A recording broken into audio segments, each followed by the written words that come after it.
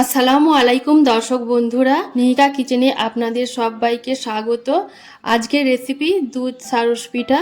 খেতে এতটা সুন্দর হয় যে একবার খেলে কিছুতেই মন ভরে না, বারবার খেতে ইচ্ছা করে। আর এটা এতটাই নরম আর সফট তুলতুলে হয় যে মুখে দেওয়ার সাথে সাথেই মিলিয়ে যায়। তো চলুন এই রেসিপিটা কিভাবে বানিয়েছি দেখে নেওয়া যাক। এর জন্য প্রথমে একটা বোলের মধ্যে নিয়ে নিলাম মেজারমেন্ট কাপের 1 কাপ সুজি। এর মধ্যে দিয়ে দিলাম 3 টেবিল চামচ ময়দা,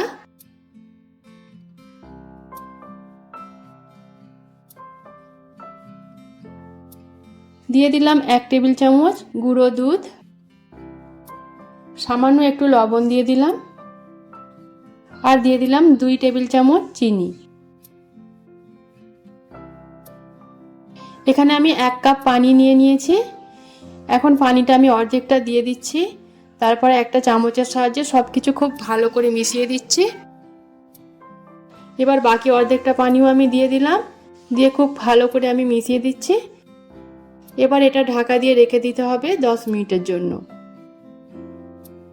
10 মিনিট পর দেখুন সুজিটা বেশ অনেকটাই ফুলে গেছে, নরম হয়ে গেছে। এখন আমি এর মধ্যে দিয়ে দিলাম একটা ডিম। ডিমটা যদি ফ্রিজে থাকে তো আধ ঘন্টা আগে বের করে নেবে, তারপরে এর মধ্যে দিতে হবে। ডিমটা দিয়ে এর সঙ্গে খুব ভালো করে আমি মিশিয়ে নিচ্ছি। এখন আমি দিয়ে দিলাম 2টো এলাচের দানা, আমি ভালো করে বীজগুলোকে গুঁড়ো করে নিয়েছি। আর দিয়ে দিলাম হাফ টেবিল চামচের থেকে একটু বেশি বেকিং পাউডার। এবার সব কিছু খুব ভালো করে আমি মিশিয়ে নিলাম। দেখুন এটা কতটা ফ্লাফি হয়ে গেছে। এখন ছোট ছোট সাইজের আমি এরকম বাটি নিয়ে নিয়েছি। এর মধ্যে আমি অল্প একটু তেল দিয়ে দিচ্ছি, সাদা তেল একটু করে আমি দিয়ে দিলাম, দিয়ে একটা ব্রাশের সাহায্যে খুব ভালো করে বাটির চারপাশে মাখিয়ে দিচ্ছি।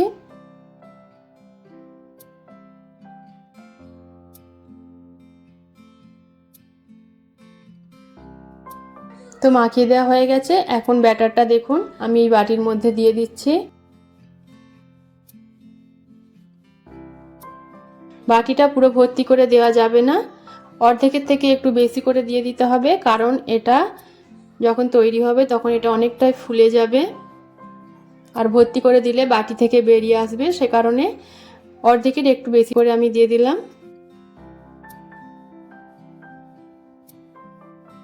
আর দেখুন এরকম আমি ছিদ্রযুক্ত থালা নিয়ে নিয়েছি। এর মধ্যে বাটিগুলো বসিয়ে দিলাম, আর একটা গ্যাসের মধ্যে কড়াই বসিয়ে ওর মধ্যে পানি গরম করে নিয়েছি। তারপরে ওর মধ্যে থালাটা দিয়ে ঢাকনা দিয়ে দিলাম, আর ঢাকনার মধ্যে যে ছিদ্রটা আছে সেটাও বন্ধ করে দিয়েছি। এখন আমি 15 থেকে 20 মিনিট দেখুন স্টিম করে নিয়েছি, আর একটা কাঠি দিয়ে চেক করে নিচ্ছি। কাঠিটা একদম শুকনো এসেছে। আর দেখুন পিঠাগুলো কতটা ফুলে গেছে। এখন আমি আস্তে আস্তে নামিয়ে নিচ্ছি। আর যে বাকি ব্যাটারগুলো ছিল সেগুলো আমি কয়েকটা কাপের মধ্যে দিয়ে দিয়েছি। এবার কাপের মধ্যে দিয়েও করে নিতে হবে এভাবে। দেখুন পিঠাগুলো খুব সুন্দর করে ঠান্ডা হয়ে গেছে। এখন আমি বাটি থেকে ডিমোল্ড করে নেব। দেখুন সহজেই কিন্তু এগুলো ছেড়ে আসছে।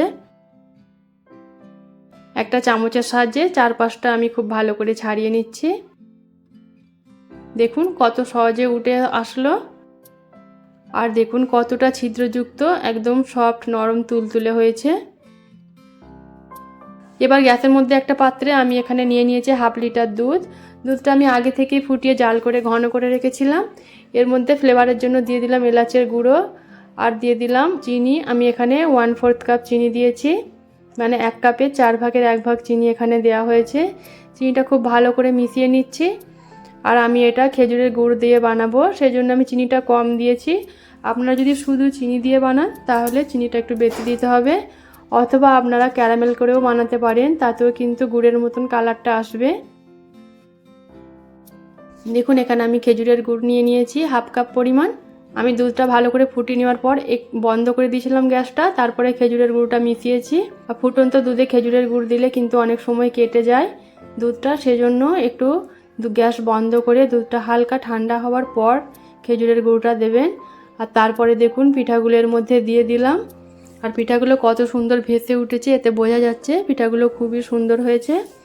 এবার ঢাকা দিয়ে আমি রেখে দিয়েছিলাম সারা রাত্রি। পরের দিন দেখুন আমি দেখাচ্ছি এগুলো। এর ভিতরে দুধটা খুব সুন্দর করে একদম ঢুকে গেছে আর একদম সফট নরম তুলতুলে হয়েছে, খেতে খুবই সুন্দর হয়। আমি এটা রাত্রে বানিয়েছিলাম, আপনারা সকালেও বানাতে পারেন, তাহলে 4-5 ঘন্টা দুধের মধ্যে ভিজিয়ে রাখতে হবে। আর এই পিঠাটা অবশ্যই বানিয়ে দেখবেন, খেতে খুব ভালো হয়। আশা করি রেসিপিটা আপনাদের ভালো লেগেছে। ভালো লাগলে লাইক, কমেন্ট, শেয়ার করতে ভুলবেন না।